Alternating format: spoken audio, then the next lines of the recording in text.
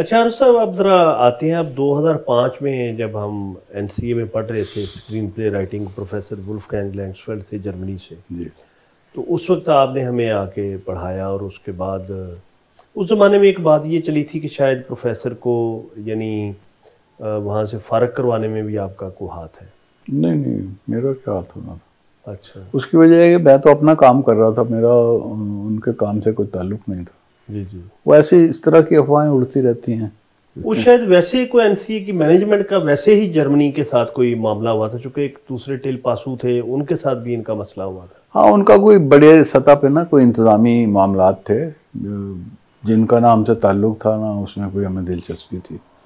وہ چونکہ بعد میں ان کی کلاس مجھے ملی تو لوگوں نے یہ نتیجہ اخذ کیا کہ شاید میں نے کوشش سے وہ جو دوسری کلاس تھی وہ کیوں یعنی تکمیل کے مراحل طے نہیں کر پائی؟ یہ آپ والا گروپ جو اسکرین پلے رائٹنگ تھی، ہمارے والا تو نکل گیا نا. ہاں وہ ایک تو یہی جو چینج ہوئی، ٹیچر چلا گیا، جو مین جرمن ٹیچر تھا وہ چلا گیا. پھر وہ انہوں نے جو کورس وورس بنایا ہوا تھا وہ سارا وہ بھی ساتھ لے گئے. کچھ فلمیں تھیں جو وہ وہاں سے ذاتی طور پہ اپنے ساتھ لائے ہوئے تھے تو وہ بھی ساتھ لے گئے. تو وہ کافی گڑبڑ ہو گئی تھی ان کے جانے سے، تو اس لیے وہ پھر کورس فوری طور پہ تو بعد میں انہوں نے دوبارہ شروع کیا، لیکن وہ اس وقت کا دیٹ پرٹیکولر کورس جاری نہیں رہ سکا تھا. بالکل صحیح. اچھا تو یہ ذرا بتائیے گا کہ آپ کا انٹرنیشنل بھی ایکسپوجر، کتنے دنیا کے ملک آپ نے پھرے؟ سیر تو بہت سے ملکوں کی ہے. ویسے تو امریکہ بذات خود 50 ملکوں کا ایک ملک ہے، تو میں نے 36-37 ریاستیں دیکھی ہیں پوری طرح وہاں. اس کے علاوہ یورپ یعنی ویسٹرن یورپ تو سارے ملک دیکھے ہیں میں، ویسٹرن یورپ کے. مڈل ایسٹ کے بھی 3-4 ملک دیکھے ہیں. اور اصل میں کسی بھی ملک کا پتہ ایک ٹورسٹ کے طور پہ جانے سے نہیں لگ سکتا. وہ تو ایک برڈز آئی ویو ہوتا ہے کہ آپ کو بس چیزیں دیکھ لیتے ہیں، آپ جیسے کوئی سیر کرنے آیا ہو. ملک کا تو پتہ لگتا ہے جب آپ وہاں رہتے ہیں، کماتے ہیں، ٹیکس دیتے ہیں، تو پھر اس معاشرے کا پتہ چلتا ہے. تو اس طرح کی رہائش یا تو میری امریکہ میں رہی ہے یا برطانیہ میں رہی ہے، اور کسی ملک میں یعنی سوائے پاکستان کے جہاں کا میں باشندہ ہوں. اس طرح کی پورے طور پہ معاشرے کے اندر ضم ہونے والی جو رہائش ہے نا، اس کا مجھے تجربہ نہیں. رشیا نہیں گئے؟ نہیں، رشیا نہیں میں جا سکا. اچھا یہ جو لندن ہے مطلب اس کی یا جو انگلینڈ ہے وہ آپ کو یعنی پاکستان کے بعد سب سے زیادہ آپ کو راس وہ آیا ہے؟ دیکھیے اگر مجھ سے کوئی پوچھے کہ آپ زندگی جو باقی رہے گی کہاں گزارنا چاہتے ہیں، تو میرا جو فرسٹ چوائس ہے لاہور، سیکنڈ چوائس لندن. اس کے بعد تو پھر دنیا میں کہیں بھی چلے. اس کی لندن کی چوائس کرنے کی وجہ کیا ہے؟ ایک تو یہ ہے کہ وہ چونکہ 200 سال ہمارے حکمران رہے ہیں یہاں، تو وہاں آپ کو کوئی اجنبیت فیل نہیں ہوتی. لینگویج بھی آپ کی جانی پہچانی ہے، آپ بول سکتے ہیں، سن سکتے ہیں، سمجھ سکتے ہیں. اب رشیا میں جا کے رہیں تو سب سے پہلے تو آپ کو لینگویج کا مسئلہ، وہ 2-3 سال آپ کو رشین سیکھنے میں لگ جاتے ہیں. تو وہاں اس طرح تو انگریزی کا چلن اس طرح نہیں ہے جس طرح انگلستان میں. اب یورپ کے کچھ ملکوں میں مثلا جرمنی میں اب مسئلہ نہیں. جب میں پہلی دفعہ جرمنی گیا تھا تو وہاں جو 40-45 سال کے اوپر کے لوگ تھے وہ انگلش نہیں بولتے تھے، وہ جرمن بولتے تھے. وہ انگلش آتی نہیں تھی انہیں. یہ تو اب اسکولوں میں جب سے لازم ہوئی ہے، جرمنی کے اسکولوں میں انگریزی اب لازمی ہے، اور بہت سے یورپی ملکوں میں اس طرح. کیونکہ ایک تو وہ کہ جو پرانی روایتی دشمنی تھی ورلڈ وار وغیرہ کی وہ آہستہ آہستہ ختم ہوئی. دوسرے یہ کہ ایک یہ انٹرنیشنل کمیونیکیشن کی زبان بن گئی امریکی رسوخ کی وجہ سے. میں برطانیہ کا کوئی کمال نہیں. تو اب وہ یہ ریئلائز کر رہے ہیں. مطلب فرینچ آپ نے دیکھا ہوگا وہ اتنا باعث ہے ان کا، تو کسی بھی لینگویج کے فرینچ کے علاوہ وہ کچھ نہیں بولتے نہ سنتے. حتیٰ کہ اگر آپ کو فرینچ ویزا لینا ہو تو جو فارم آپ کو ملتا ہے وہ فرینچ میں ہے، اس کے ساتھ اس کا انگلش ترجمہ علیحدہ ملتا ہے کہ اس کو دیکھ کے نمبر وائز آپ، لیکن فل کریں گے آپ فرینچ کا فارم، وہ انگلش کا نہیں کر سکتے آپ. تو اتنی ان کو مطلب ہے کہ اپنی زبان کے بارے میں اتنے وہ محتاط ہو. لیکن وہاں بھی اب یہ ہے کہ انگریزی کا چلن پہلے کی نسبت آپ کو نظر آتا. تو اب یہ ایک انٹرنیشنل زبان کے طور پہ انگریزی ساری دنیا میں اپنا مقام بنا چکی ہے. کیونکہ ایک تو ان کی سلطنت تھی ساری دنیا میں، کہتے سورج غروب نہیں ہوتا، تو واقعی نہیں ہوتا تھا۔ اور دوسرا یہ ہے کہ اب کوئی استعماری وجوہات تو نہیں ہیں ان کے زبان کے پھیلنے کی یا پذیرائی کی، اب تو کلچرل وجوہات ہو گئی ہیں اور سیاسی وجوہات ہو گئی ہیں، اور لوگوں کی مجبوری بن گئی کہ اگر آپ کو دنیا میں سفر کرنے کا، دنیا کی ہر زبان تو نہیں آپ سیکھ سکتے نا، تو بجائے کہ آپ 35 زبانیں سیکھیں، آپ صرف انگلش سیکھ لیں اور ہر جگہ آپ کو انٹرپریٹیشن ہو جائے گی انگریزی میں۔ اگر کوئی وہاں نہیں بھی جانتا، آپ نہیں بھی جانتے وہاں کی زبان اور وہ آپ کی زبان نہیں جانتا، تو انگلش از دیئر۔ تو یہ تو نعمت ہے، میں سمجھتا ہوں کہ بین الاقوامی سطح پہ۔ اچھا، پڑھنے میں آپ کو زیادہ کیا پسند ہے، شاعری یا نثر؟ شاعری پڑھ تو لیتا ہوں میں، غزل کی شاعری مجھے پسند ہے، لیکن میرا جو مرکزی جو دھیان ہے وہ فکشن کی طرف ہے، ناول کی طرف۔ تو اگر مجھے ایک چوائس میرا مانگا جائے کہ شاعری کی کتابیں پڑھی ہوں، ڈرامہ پڑھا ہو، پوئٹری پڑھی ہو، سوانح عمریاں پڑھی ہوں، اور مجھے چوائس دیا جائے کہ آپ کو ایک چیز لے سکتے ہیں، تو میں ناول اٹھاؤں گا۔ تو ناول نگاروں میں آپ کو سب سے زیادہ انگریزی میں کون پسند ہے اور اردو میں کون پسند ہے؟ دیکھیے، انگلش میں تو میں نے صرف کلاسکس پڑھے ہیں زیادہ، میں جو ان کے نئے ناول نگاروں کو پڑھنے کی کوشش کی ہے وہ مجھے پسند نہیں آئے۔ تو کلاسکس میں مجھے ڈکنز پسند تھا سب سے زیادہ، ہارڈی کے کچھ ناول مجھے، سب تو نہیں، کچھ ناول اس کے پسند تھے، لیکن ڈکنز اتنا وسیع ہے اس کا کام کہ آپ کی آدھی عمر گزر جاتی ہے اس کو کور کرتے ہوئے۔ تو ڈکنز کو میں نے نوجوانی میں ہی خوب پڑھ لیا تھا، اور اب بھی کبھی کبھی میں ڈکنز کو دیکھتا ہوں۔ لیکن انگریزی کیا، یعنی پچھلی صدی کا کوئی بھی ناول آ جائے تو میں اسے مسترد نہیں کرتا، میں ضرور کوشش کرتا ہوں پڑھنے کی، اور اگر دلچسپی پیدا ہو جائے تو پڑھ بھی لیتا ہوں۔ لیکن یہ تو مطلب انگریزی کی بات تھی نا، تو جو مقامی ناول ہیں یہاں اردو کے، ایک زمانہ تھا جب نوجوانی میں ہم نے پڑھنا شروع کیا، اس وقت یہ محاورہ عام تھا کہ جی اردو میں 2 ہی ناول ہیں، ایک آگ کا دریا اور ایک یہ جو عبداللہ حسین کا ناول اداس نسلیں، تو تیسرا ناول یہاں کوئی نہیں لکھا گیا۔ تو اور یہ کافی حد تک بات درست بھی تھی، اور بہت عرصے تک یہ بات درست رہی۔ اس کے بعد پھر اور لکھنے والے آئے، اور ان لوگوں نے بھی اور لکھا، اور نئے لکھنے والوں نے بھی لکھا۔ ابھی بھی ہمارا ناول جو ہے وہ مغرب کی سطح پہ تو نہیں پہنچا، یعنی بہت کم ناول ہیں جنہیں آپ موازنہ کر سکیں، مغربی معیار پہ جانچ سکیں، پرکھ سکیں، لیکن یہ ہے کہ ناول لکھے گئے ہیں بہت، درجہ سوم کے بھی، درجہ دوم کے بھی، اور کہیں کہیں درجہ اول کے بھی۔ تو میں جو نوجوان مجھ سے پوچھتے ہیں یا اسٹوڈنٹ کہ جی ہم کیا پڑھیں، تو میں انہیں مشورہ دیتا ہوں کہ آپ عبداللہ حسین کے ناول پڑھیں، اگر مین ناول ان کو پڑھے تو باقی ناول جو انہوں نے بعد میں لکھے ہیں انہیں پڑھیں، اور اگر جب وہ پڑھ لیں، مطلب میں قرۃ العین سے شروع نہیں کراتا کبھی کسی کو، وہ کچھ لوگ باغی ہو جاتے ہیں۔ اب وہ جو سفینہ غم دل یا جو شروع کے ان کے ناول ہیں نوجوانی کے لکھے ہوئے، وہ تو سمجھ میں آ جاتے ہیں لوگوں کو۔ آگ کا دریا ہر شخص کو پسند نہیں آتا، اس کے لیے تھوڑی سی میچورٹی چاہیے ذہن کی، اور وسعت مطالعہ، ریاضت بھی چاہیے۔ ریاضت بھی چاہیے۔ تو بگننگ میں اس کا مشورہ نہیں دینا چاہیے۔ ہاں، جب وہ تھوڑا سا ان کا ذہن ایسا بن جائے، سمجھنے لگ جائیں فکشن کو اور فارمیٹس کو، تو اس کے بعد ضرور پڑھنا چاہیے اس کو۔ اسینشیل ریڈنگ ہے کہ اگر آپ اردو ناول کا مطالعہ کرنا چاہتے ہیں تو اس کے بغیر تو چارہ نہیں نا، وہ تو پڑھنا تو پڑے گا آپ کو۔ تو شاعروں میں سے آپ کو کون پسند ہے، اردو شاعروں میں؟ شاعروں میں مجھے آج کل یعنی جو زندہ شاعر ہیں ان میں مجھے احمد مشتاق سب سے زیادہ پسند ہے، اور میں سمجھتا ہوں کہ وہ انہوں نے بہت کم لکھا ہے، یعنی ان کی کلیات بھی بس اتنی سی ایک درمیانی ضخامت کی کتاب بنتی ہے، ان کے کلیات ساری ملا کے بھی، اور وہ بسیار گو ہرگز نہیں ہیں، انہوں نے نہ کبھی عجلت میں لکھا، نہ کبھی بسیار نویسی کی، نہ کبھی زود نویسی کی، بڑے آرام سے، یعنی اگر ان کی ایوریج نکالیں تو مطلب کئی مہینوں میں، 4-5 مہینوں میں ایک غزل بنتی ہے ان کی ایوریج۔ تو کیونکہ اس میں کوئی کمرشل پہلو تو تھا نہیں، اپنی مرضی سے لکھتے تھے۔ پھر یہ ہے کہ وہ ناصر کاظمی وغیرہ کے ہم اثر تھے اور ان کے ساتھ رہے بیٹھے۔ آج بھی ٹی ہاؤس میں تصویریں لگی ہوئی ہیں ان کی اور ناصر کاظمی کی اکٹھی تصویریں، تو وہ ہماری نسل کی خوش قسمتی ہے کہ وہ ابھی تک حیات ہیں اور ہم ان سے دیکھ سکتے ہیں، مل سکتے ہیں، ان کی آواز سن سکتے ہیں، ان کی شاعری سن سکتے ہیں. ابھی پچھلے دنوں وہ لاہور آئے ہوئے تھے، وہ کوئی 24 سال کے بعد ان کا یہ دورہ ہوا، تو لوگوں نے بڑے اشتیاق سے ان سے ملے. جی اسلام آباد بھی آئے تھے. اچھا. تو میں سمجھتا ہوں وہ دور حاضر کے سب سے بڑے اردو شاعر. منیر نیازی سے بھی کبھی ملاقات؟ جی ہاں، ان سے بہت ملاقاتیں ہوئی. بالکل صحیح. تو وہ بھی مزیدار آدمی تھے، مطلب شاعر تو تھے ہی، وہ آدمی بھی مزیدار تھے. وہ جملے کستے تھے لوگوں پہ.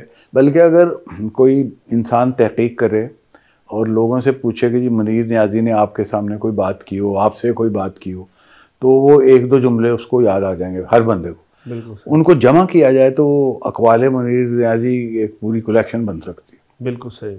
اسی طرح غالباً احمد رائی بھی بہت جملے باز ہے، حالانکہ کم گو تھے. ہاں کم گو تھے. پنجابی میں مجھے ان کی احمد رائی کی شاعری کافی پسند ہے.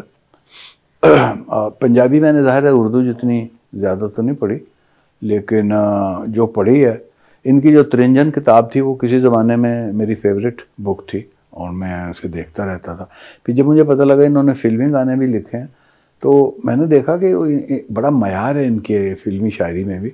جس طرح اردو کے فلمی گانوں میں ساحر لدھیانوی نے ایک معیار قائم کیا تھا اور ایک سطح سے نیچے نہیں گرنے دیا تھا انہوں نے فلمی پوئٹری کو، تو احمد راہی نے بھی فلمی شاعری کو، پنجابی کی فلمی شاعری کو ایک سطح سے نیچے نہیں گرنے دیا بلکہ اس کے معیار کو بلند رکھا، جاری رکھا. حزین قادری تک آتے آتے کافی چیپ ہو گئی تھی پنجابی شاعری اور اس میں کمرشل ایسپیکٹ بہت زیادہ آ گیا تھا. لیکن احمد راہی کی حد تک یہ آلائشیں بھی نہیں آئی تھیں اور نہ آئیں اینڈ تک. انہوں نے اپنی پنجابی شاعری میں، ایون فلمی شاعری میں بھی شاعری کے معیار کو اور مزاج کو برقرار رکھا. یہ بہت بڑی کنٹریبیوشن سمجھتا میں نے. محبتیں سر زندگی میں کتنی کی؟ محبتیں بہت بچپن میں کی تھیں اور اس وقت پتہ بھی نہیں تھا کہ محبت کیا ہوتی ہے، اور وہ ظاہر ہے اپنی سے بڑی خواتین سے کی تھیں، لیکن وہ کوئی بیل مڈے ہی نہیں چڑھی. جب بڑے ہوئے تو وہ بوڑھی ہو چکی تھی، تو اس لیے وہ کوئی بہت اچھا تجربہ نہیں رہا. بالکل. اور بعد میں آپ خود میچور ہو گئے. ہاں جی. تو ابھی پیچھے مڑ کے دیکھیں تو کوئی زندگی میں پچھتاوا فیل ہو کہ بھئی ایسا کرتا تو ایسا ہوتا، ایسا نہ کرتا تو یہ ہوتا؟ شروع میں نوجوانی میں کبھی کبھی یہ فیلنگ ہوتی تھی کہ جو یوں ہوتا تو کیا ہوتا، لیکن اب تجربے کے ساتھ ساتھ یہ پتہ چلا کہ جو بھی ہوتا وہ اس میں کچھ نہ کچھ کمی، کچھ نہ کچھ خرابی اور ایسی گنجائش رہتی کہ یار یہ نہ ہوتا تو بہتر.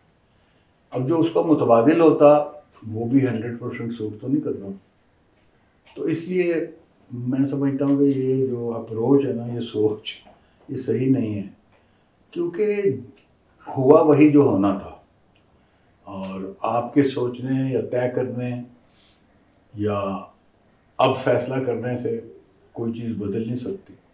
اس لیے حالات جس طرح کے ہیں، جو چل رہے ہیں، کیونکہ دیکھیے اوور آل اسکیم جو ہے نا چیزوں کی، اس میں آپ کی ذاتی مداخلت کچھ نہیں کر سکتے. وہ حالات بڑے پیمانے پہ ایک بہت بڑا نقشے کا ایک چھوٹے سے حصے ہیں آپ، تو اس ساری اسکیم آف تھنگس میں آپ کی نہیں چلتی.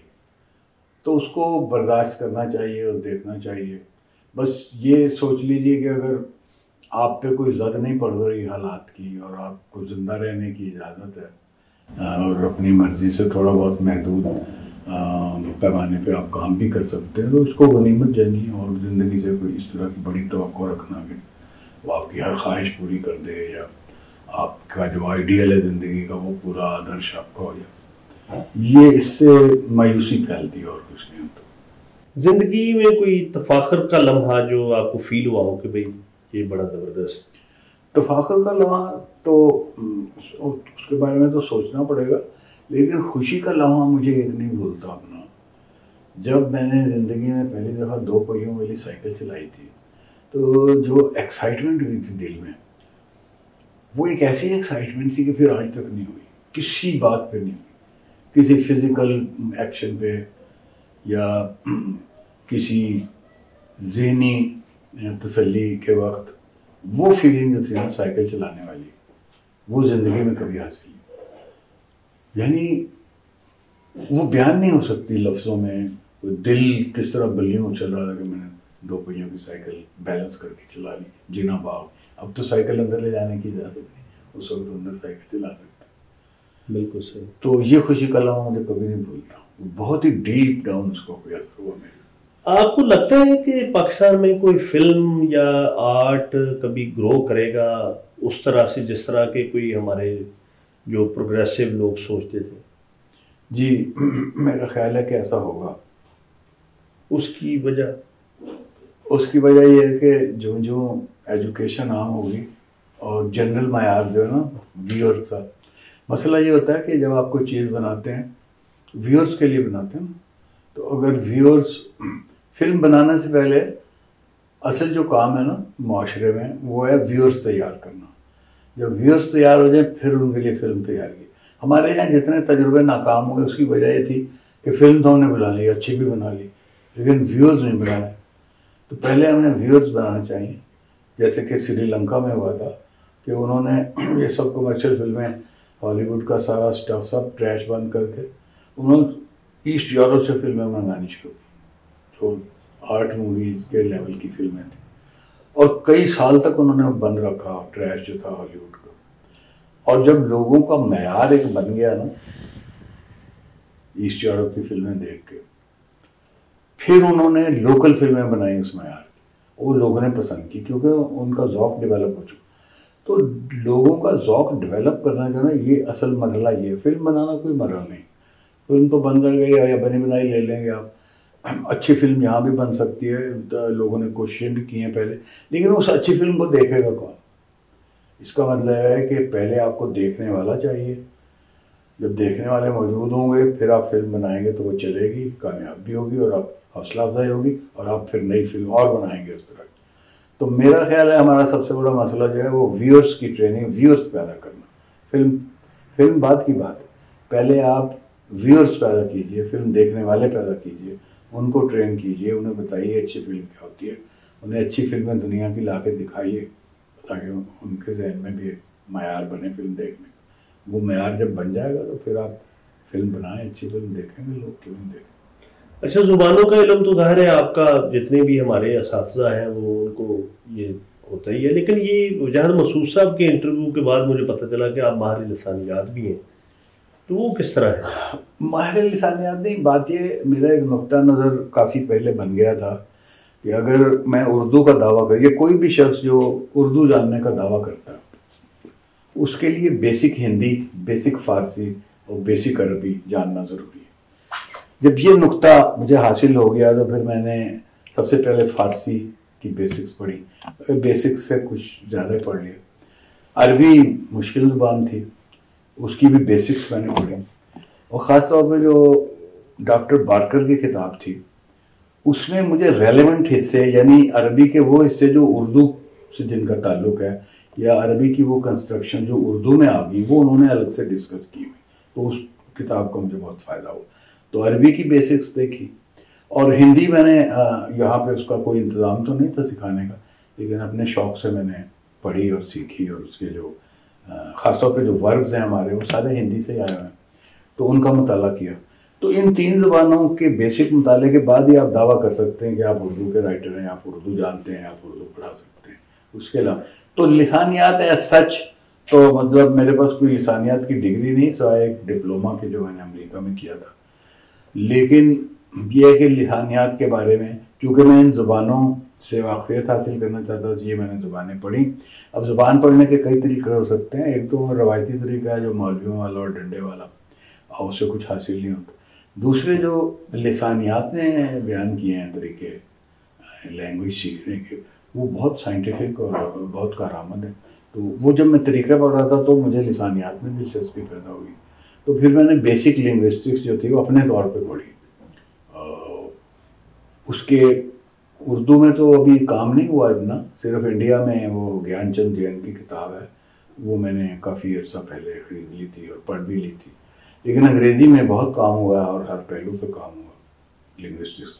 حتیٰ کہ جو ہندی اور اردو اور پنجابی کی لنگوسٹکس ہے وہ بھی انگریزوں نے کام کیا اس پہ، ہمارے یہاں بہت کم کام ہوا. تو ان زبانوں میں دلچسپی کی وجہ سے لنگوسٹک کی سائنس میں میری دلچسپی پیدا ہوئی. اچھا سر، آپ نے ایک انٹرویو میں کہا کہ اشفاق احمد آپ کو بہت پسند تھے. وہ بطور رائٹر آپ کو پسند ہے؟ چونکہ فکری اعتبار سے تو وہ بڑے یعنی ایک ریاست کے بیانیے کو پروموٹ کرتے تھے اور ایک قسم کا ڈکٹیٹرشپ کو وہ اپنی تحریروں سے اور رویے سے بڑا پروموٹ کرتے تھے. نہیں، وہ جو بات تھی نا ان کی پسندیدگی، وہ ایک ٹیلی ویژن کے ریفرنس ہے. ٹیلی ویژن رائٹر کے طور پہ مجھے بہت پسند تھے، اور انہوں نے چونکہ وہ ابتدائی جب ٹی وی شروع ہوا تھا تو اس وقت کے رائٹرز میں وہ موجود تھے شروع کی کھیپ میں، تو انہوں نے جلدی ٹیکنیک جو تھی وہ ٹیلی ویژن کی سیکھ لی تھی اور اس پہ عبور حاصل کر لیا تھا. ادیب تو وہ تھے فکشن کے، ایک نمایاں ادیب تھے ہماری فکشن میں. تو ایک تو وہ ایکسپرٹیز تھی ان کے پاس لٹریچر کی. اس کے بعد چونکہ ٹیلی ویژن میں آ گئے وہ، انہوں نے ٹیلی ویژن ڈرامے میں حصہ لیا بھرپور، اور میں بھی ٹیلی ویژن میں ڈرامہ کرتا تھا. تو یہ تھی ایک وجہ غربت کی. اور ان کے ساتھ میں نے بہت سے پلیز کیے ان کے، جو بہت کامیاب رہے. دوسرے وہ سمجھتے تھے پروڈکشن کی ضروریات کو سمجھتے تھے اور اس کے مطابق لکھ دیا کرتے تھے. اور چونکہ وہ بیدی تھے ٹیلی ویژن کے، یعنی ان سائڈر تھے، ہر چیز جانتے تھے، لہٰذا ان کے اسکرپٹ اگر آپ پڑھیں کبھی تو آپ کو بڑی بڑی دلچسپ باتیں ملیں گی. مثلا ان کے ڈراموں کے اسکرپٹ میں بریکٹس میں لکھا ہوتا تھا اکثر، خدا کے لیے یہاں وہ گھوڑے والی تصویر نہ ٹانگ دیجیے، سیٹ والوں کو ہدایت ہوتی تھی.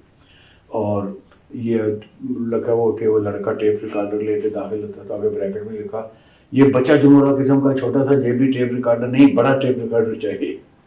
تو اس طرح کے انسٹرکشنز وہ بریکٹس میں لکھ کے دے دیتے تھے کیونکہ ان کو روز واسطہ پڑتا تھا ان چیزوں سے.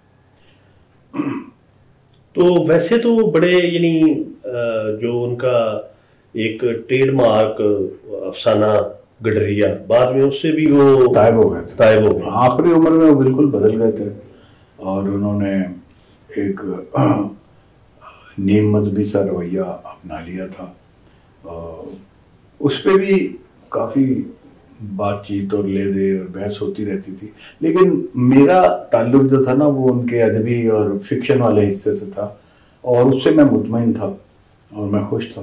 اور میں اب بھی مطمئن ہوں کہ ٹیلی ویژن کے لیے انہوں نے لکھا، بہت اچھا لکھا اور سوچ سمجھ کے اور ٹیلی ویژن کی ضروریات کے مطابق لکھا.